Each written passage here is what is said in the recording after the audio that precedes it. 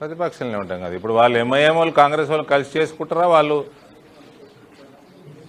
కలిసే ఉన్నారు. వాళ్ళు ఒకటే మాట్లాడేటోళ్ళు బయటికి పోవచ్చండి. వాళ్ళు కలిసి చేసుకుంటారా? ప్రజలు చూస్తారు కదా. వాళ్ళు ఒకటే అని చెప్తూనే ఉన్నాం మేము త్రూ అవుట్. మాకు ఎన్నండి ఒక 40వ డివిజన్ 44 ఓట్లతో పోయింది. 51 9వ డివిజన్ 100 ఓట్లతో పోయింది. 104 107 నేరుగా 3-4 పోయినాయి.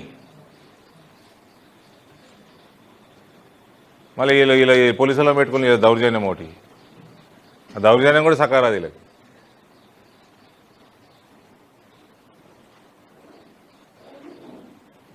వాళ్ళు ఎంతకాలం ఉంటారు కలిసి? వీళ్ళ ప్రభుత్వం ఎంతకాలం ఉంటుంది? Ifs and buts. Definitely Indoor will see Indoor BJP's mayor in this term and name will definitely be changed. పేరు మార్చాలంటే మనం రెజల్యూషన్ చేయాలి. అదొకటి మార్చేది రాష్ట్ర ప్రభుత్వం కదా. Before this tenure of this municipality ends the name will be changed.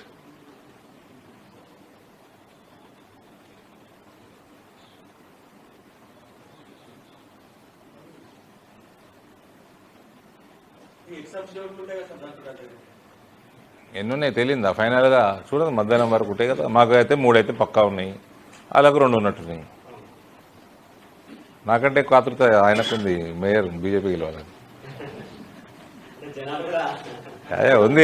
I respect the feeling. But మేము ఇట్లా ఎతకపోవటాలు ఫస్ట్ ఆఫ్ ఆల్ ప్రభుత్వాలు పదవుల కంటే ముందు రాజకీయాలలో హుందాతనం రావాలి.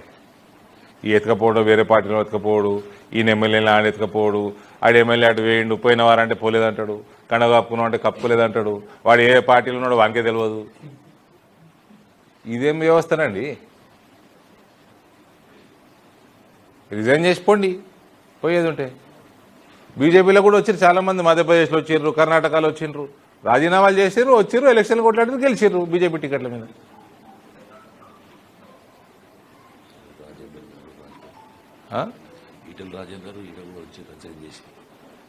ఏం చేసిండు? ఈటెల రాజేందర్ రాలే, మాకు రాజీనామా చేసిండు గెలిచిండు. రాజగోపాల్ రెడ్డి రాలే, రాజీనామా చేసిండు వచ్చిండు, సరే ఆయన ఓడిపోయిండు. ఇదేందండి ఫాల్తు రాజకీయాలు? నాకు మా 28 ఇందరు ఉన్నారు మా కార్పొరేటర్లు. అలంగలోనే టైం దొరకదు నాకు.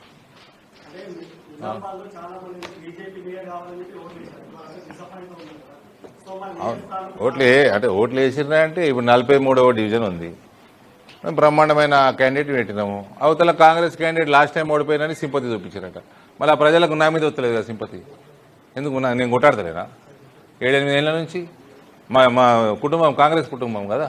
మా నాయన కాంగ్రెస్ అంత పెద్దడు కదా. కాంగ్రెస్ పోరాకపోతుండేనా, ప్రభుత్వం ఉండరాకపోతుండేనా? మేము ఐడియాలజీ కోసం మేము కూడా కొట్లాడుతున్నాం కదా. మరి నా మీద సింపతి చూపెట్టారు.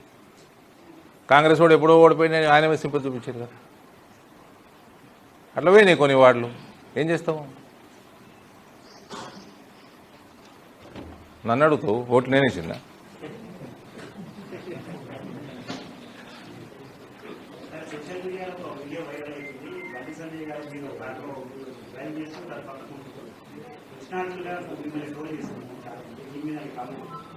బండి సంజయ్ గారికి కూడా నేను అభినందనలు తెలియజేస్తున్నా.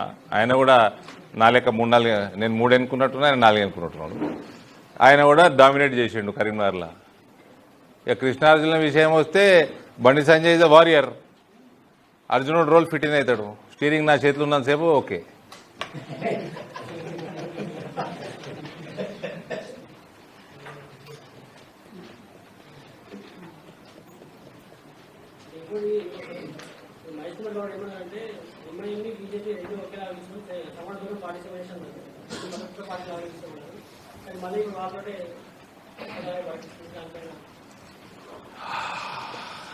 ఇక మహేష్ కుమార్ గౌడ్కి ఆయన జీవితంలో ఎన్నడూ కౌన్సిలర్ కాలేదు. సరే ఆ పదవి ఇచ్చిర్రు, వాళ్ళు ఇచ్చారు.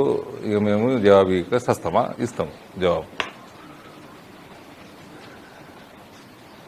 మహేష్ కుమార్ గౌడ్కి ఎంఐఎం బీజేపీ ఒకటే అంటుండా? సమాన దూరంగా ఉంటారు కదా, దూరం పెట్టరు. మరి ఎంఐఎం దూరం పెట్టి మేరగండి. అంటే మహేష్ కుమార్ గౌడ్ కాంగ్రెస్ పార్టీలకి కనీసము సెల్ఫ్ రెస్పెక్ట్ ఏమంటారు, ఆత్మాభిమానం చచ్చిపోయిందా? ఆడు వచ్చిండు, అక్బర్ వచ్చిండు, రెడ్డి లేదు, వెలుమ లేదు, రావు లేదు, కాపు లేదు, వీళ్ళందరు పాములు విషపాములు అన్నాడు. ఇది సిగ్గు లేకుండా సమాన దూరము, రేపు కలిసి మేయరు, కలిసి సంసారము, Congress is Muslim, Muslim is Congress.